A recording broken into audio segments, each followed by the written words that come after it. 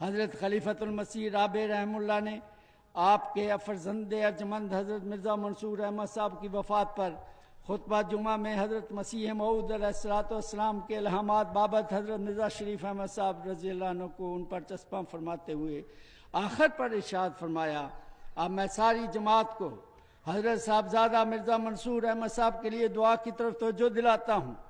اور بعد میں مرزا مسرور احمد صاحب کے متعلق بھی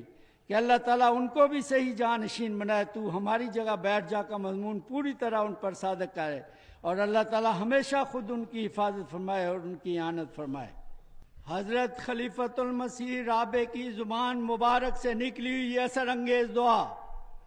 کروڑوں قدوسیوں کے آمین کی جلو میں عرش الہی سے ٹکرائی تو امر ہو گئی،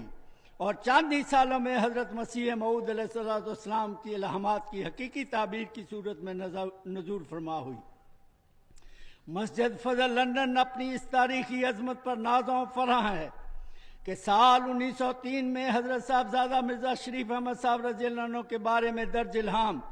اب تو ہماری جگہ بیٹھ این 100 سال بعد 22 اپریل 2003 کو ان کے تربیت یافتہ عظیم الشان نافلہ موعود کے وجود میں پورا ہوا،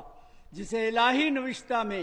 حضرت مسیح موعود کی ذلیت میں مسرور کے اسم گرامی سے نوازا گیا، اور آپ کے تذکرہ کے ساتھ 1903 ہی میں خوش و خرم باش کا الہام فرما کر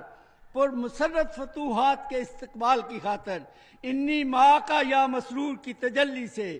تائید و نصرت اور میت و حفاظت کا مجدہ جاں فضا سنایا،